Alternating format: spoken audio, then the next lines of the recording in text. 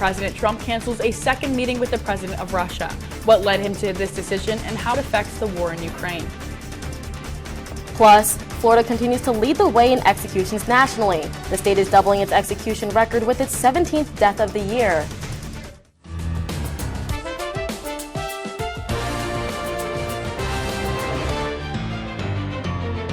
You're watching WUFT Midday.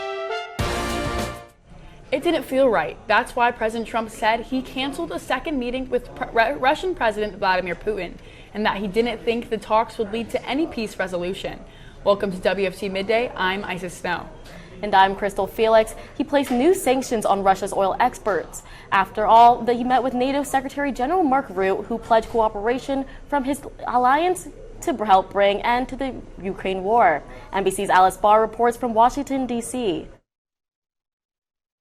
This morning, stalemate on stalemate as President Trump announced a second planned summit with Russian President Putin aiming to end the war in Ukraine is off. It didn't feel right to me. It didn't feel like we were going to get to the place we have to get. While new sanctions are on against Russia's two biggest oil companies, the Treasury Department citing Russia's, quote, lack of a serious commitment to a peace process. I think that they'll certainly have an impact. They're massive sanctions. Lawmakers in both parties have long pushed for tougher sanctions, Republicans applauding the president's move. You have to compel Russia to engage in the peace process. They've shown they cannot be trusted. Democrats still pressing for the bipartisan sanctions bill that goes much further. Well, until Trump decides that he's going to back the bill here in Congress that puts real sanctions on Russia, and until he decides he's going to get another round of weapons to Ukraine, it's a good day every day for Vladimir Putin. The urgency is clear in a deadly week for Ukraine. Here, firefighters carrying children from the scene after Ukrainian officials say Russian strikes hit a kindergarten.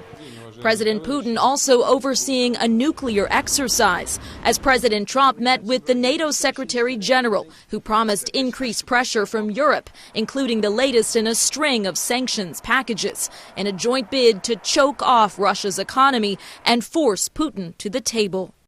In Washington, Alice Barr, NBC News. Wednesday, the state of Florida is scheduled to execute its 17th person in 2025. In just the last 2 months, the state has already used the lethal injection on 2 people at the state prison. With Governor DeSantis signing a new order, Florida has doubled its execution record with the upcoming death of Richard Barry Randolph. Randolph was convicted of sexual assault and beating his former manager to death in 1989. He is scheduled to be put to death in November. Attorneys are expected to file appeals to the Florida Supreme Court and the U.S. Supreme Court. The governor signed the death warrant a week before the October 28th scheduled execution of Norman Merle Grimm Jr. Nationwide in 2025, 39 people have been executed in the United States. Alabama, Arizona, Texas, and South Carolina are a few of the other states that have over 1 executed person this year. Florida continues to lead the way with the 17th warrant signed by DeSantis. Governor Ron DeSantis says the invasive Burmese python removal has tripled compared to last year. In a press conference Tuesday from Stewart, DeSantis took time to announce achievements in the efforts being made towards Everglades restoration. And this past year, we were proud to further our ongoing investment in python removal efforts by securing $2 million in the annual budget for FWC to remove pythons from the Everglades. The governor reminded people that the FWC encourages the removal and humanely killings of pythons from private lands at any time. You can expect higher mosquito activity levels as the region moves towards cooler months. The University of Florida reports that drought and late season rain are creating mixed conditions across the state. In dry areas, mosquitoes and their animal hosts are clustering near water sources, which can increase virus transmission. However, UF scientists say the overall risk for mosquito-borne diseases is now low as Florida's transmission season winds down.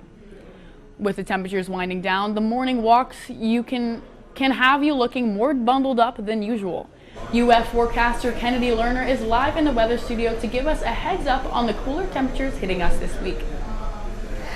Yes, we do have those cool temperatures coming in, and that is thanks to this low front that is now sitting at the south of us. So we definitely felt that cool weather this morning, and we'll feel it today. We also have this high pressure, which is keeping the clouds very gone and very nice weather outside.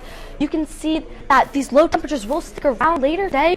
We saw 52 in Gainesville, 46 in Jacksonville, and even some 45 in Live Oak. So we did see these cool weathers that we mentioned before.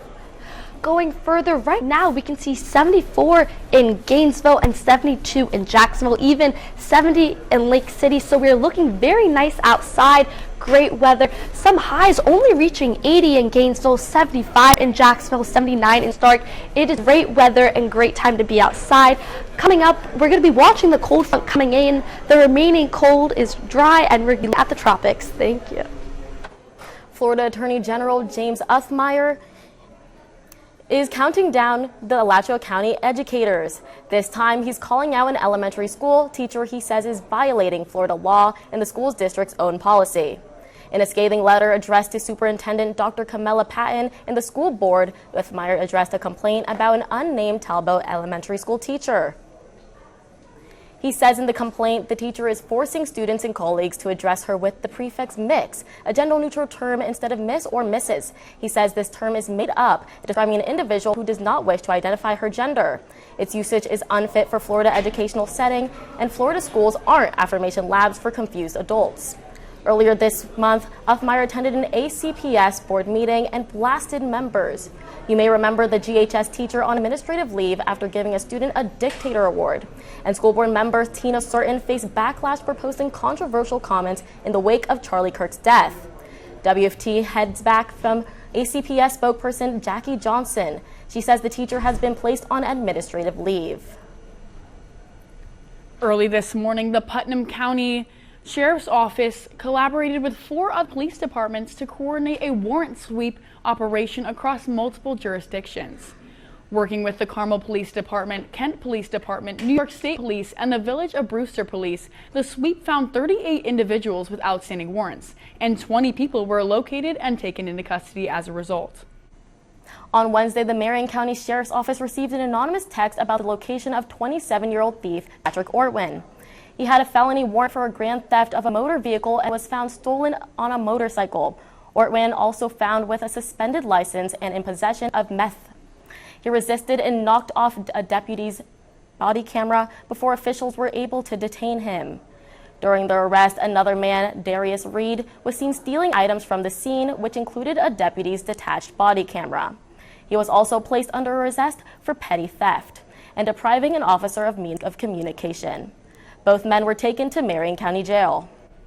The Marion County Animal Shelter is working to stop the spread of a deadly infection after one dog died from strep zoo. The sickness is a bacteria that can cause a severe respiratory infection in dogs, and it is highly contagious. Visitors and volunteers are not allowed in Kennel B for at least 3 days. All 71 dogs housed in the kennel are being monitored for exposure or illness and being treated with antibiotics just in case. Animal Services is working with the University of Florida's shelter medicine team. Shelter leaders said even the community can help lessen potential cases by adopting and fostering dogs. As of now, there has been no new information. To prepare for Halloween, the Levy County Sheriff's Office is offering safety tips. For kids, act safely by staying in your own neighborhood, watching for cars, bringing a trick-or-treat partner, and only going to homes that have the lights on or Halloween decorations. Parents, make sure your children are dressed in costumes with good mobility and visibility. Accompany your kid when trick-or-treating and make sure they go with a group. At the end of the night, always check their candy. And for motorists, be extremely careful while driving in neighborhoods. Extra patrols will be on high alert to ensure the safety of everyone. The head of Grace Marketplace is urging Gainesville neighbors to support the sale of the shelter from the city to the organization. Today, commissioners will vote on the transfer of ownership. In a statement, Grace Marketplace CEO Darius Williams says owning the property will allow them to become eligible for new grants to increase shelter, outreach, and housing solutions. The city is expected to transfer the land for a cost of $1. The meeting begins at 1 p.m. where WFT reporters will be waiting to learn new information. Tune in to First at 5 to learn more. Marion County, you can expect more tourism and 2 new turfs after $1 million investment from a local organization. At this week's commission meeting, members recognized Advent Health Ocala for a donation to the Rotary Sportsplex Synthetic Turf Project. Officials say this is tripling payable hours and supporting 58 youth teams per tournament weekend. Officials estimate the project will bring $1.4 million in visitor spending and over $25,000 in tourist development tax revenue annually. The 30-day speed warning period for school zones is now over for Williston drivers. Speeding violations will now receive a $100 fine during active school zone hours. The area near Williston Elementary and Williston Middle School and High School.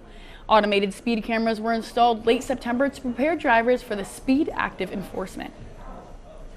Skateboarding isn't just a sport for many families, it's a way to get kids active and outdoors. In this Healthy You report, WFT's Alexa Conroy shows us how one Gainesville park is helping kids roll into healthier habits.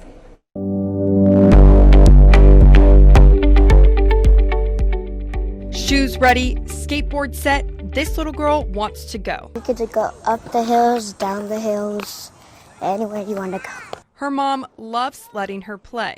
Activity is good for our body, it's good for mental clarity, and we just enjoy being outdoors and doing outdoor activities just for overall health.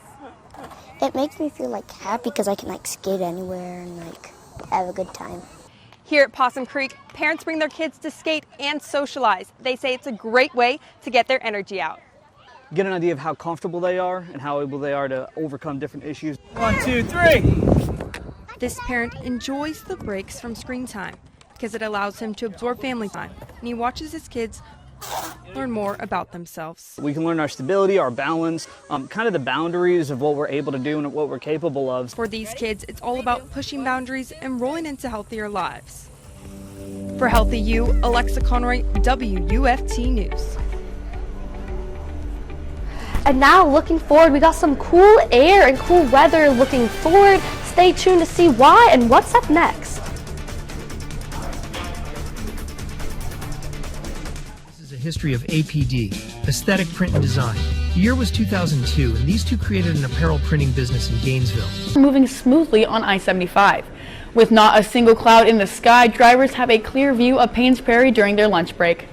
UF forecaster Kennedy Lerner is live in the weather studio to keep us updated on how many layers we may need this week. Yes, there's no clouds in the sky. Taking a look at our campus cam, we're sitting at a very comfortable 74. But if you are Floridian like me, you definitely have your jacket with you. 35% humidity. It's looking great out. Moving forward, we can all thank that to this cold front that is sitting just south of us, and it brought all these cold temperatures in today and will stay around. We also see this high pressure up in the southeast, which is keeping our skies clear, nice and low humidity. We can see dry air because of this high pressure coming in. We can see this darker orange, meaning it is staying dry, and this is due to our bringing this low humidity. Our temperatures right now only 74 in Gainesville, 70 in Stark, 70 in Lake City. It's looking very nice, very cool out. It's a great day. Going into our humidity, we're only sitting at 35% in Gainesville. Roughly in this October weather, our norm is 70%, so it's looking very nice out, very low, keeping the humidity and feel like pretty good. We can even see a 30 in Jacksonville, 40% in Ocala. It's a great day to be outside, get a picnic blanket. Our highs today are only 80 in Gainesville, 79 in Stark, 75 in Jacksonville. It's not getting much higher. The feel like is pretty good. We can thank this due to our low humidity and our high pressure. Our low temperatures tomorrow morning, looking at 52, 51 in Stark, 58 in Jacksonville, even getting up into the higher 40s up in Live Oak and Lake City. Make sure you grab your jacket as you're on your way to work, to class. It's a great day, and it's going to be a great weekend too.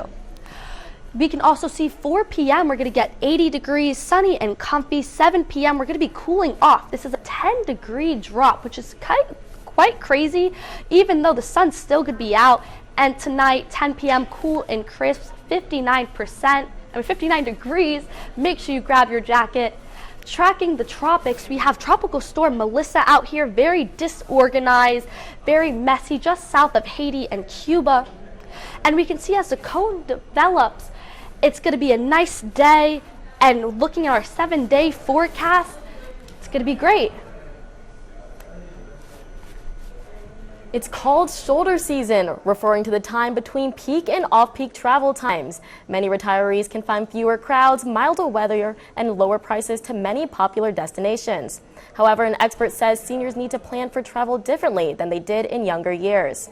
In today's Health Minute, Mandy Gaither has a doctor's 4 tips to keep seniors safe and healthy as they check off their travel bucket list. No more cubicles or long hours spent at work. Now you get to do what you enjoy. But if your retirement plans include travel, planning before you pack is key. As we get older, traveling can be a little bit more challenging because we have certain, chronic medical conditions. Dr. Colleen Reedy with the Ohio State University Wexner Medical Center says the first thing to think about in retirement travel is medication. It should be packed in carry-on luggage along with a list of medicines you take and the conditions you have just in case you have to receive medical care away from home. Second, Reedy says to protect yourself from flu, COVID-19, and RSV during respiratory virus season through vaccination. Maybe consider wearing a mask on the plane if you know you don't want to kind of get even just a cold can kind of put a damper on travel plans. Third, Reedy says to protect your legs and feet. Compression socks can help, especially during long car rides or when you're taking a long flight. She says to also pack comfortable shoes that are non-slip and supportive. If you're traveling for more than 4 hours, make sure to stretch legs and move your body. If you're still for that long, that can put you at an increased risk of like a blood clot. And finally, work downtime into your plans. If you push yourself too hard, then you're not going to be able to enjoy it as much as you had hoped. For Health Minute, I'm Mandy Gaither. General Motors is making a bold move, self-driving vehicles. The automaker says in 2028, the Cadillac Escalade IQ will have what it calls eyes-off driving. GM is billing the feature as full-fledged self-driving, where the driver doesn't have to watch the road at all. Those turquoise lights you see indicate the mode is active, meant to give other motorists a heads up the vehicle is driving itself. GM is hoping the new tech helps offset massive losses to its electric vehicle development. More car news. Need to listen up. Stellantis is recalling more than 298,000 cars over a shifter cable problem that could prevent the driver from putting the vehicle in park. The recall affects certain vehicles from the 2013 through 2016 models. The National Highway Traffic Safety Administration says the shifter cables could detach from the transmission, leaving the vehicle unable to shift into park. Customers will first get a notification by mail early next month that explains the safety risk. Now let's head over to our Noticias partners for today's look at our top stories for our Spanish language audience.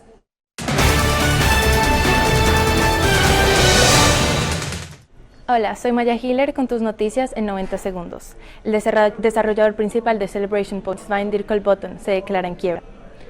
La declaración de bancarrota personal sucedió la semana pasada, 18 meses después de que 3 empresas de Celebration Point bajo su nombre iniciaran también procesos de bancarrota. La compañía continúa con demandas de quiebra y reclamaciones por más de $100 millones en presunto fraude. No obstante, un abogado aseguró que las declaraciones son necesarias para iniciar un plan de reestructuración.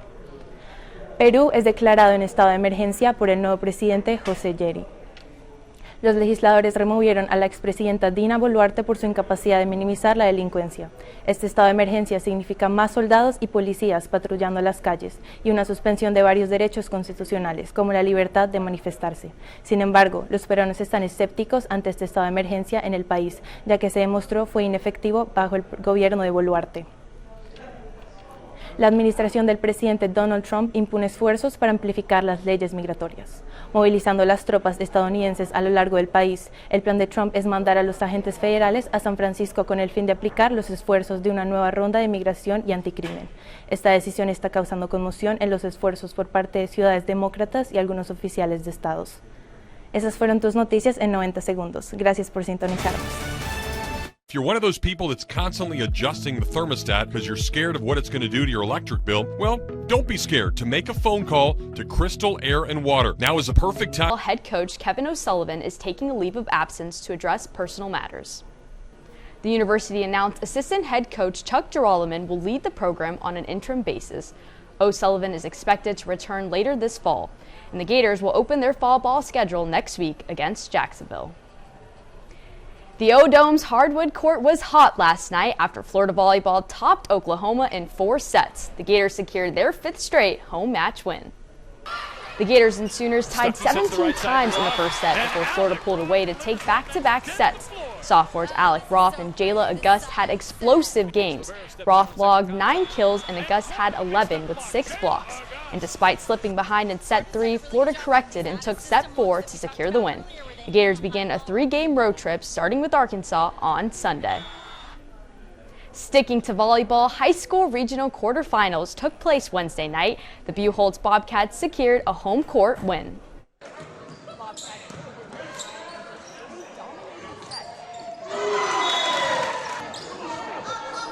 Buchholz will head on the road Saturday to face the Oviedo Lions, and volleyball head coach Andre Medina couldn't be more proud. Gainesville and Santa Fe also hosted regionals last night. The Hurricanes dominated Jensen Beach in 3 sets. Santa Fe also capitalized in 3 sets to defeat Titusville. Both schools will head on the road to compete in the semifinals Saturday. And the number 13 Florida Gators women's golf team won its 3rd straight title at the Alley on Wednesday. This marks their 2nd victory of the fall season. And that's your Midday Sports Break. I'm Hailey Hurst.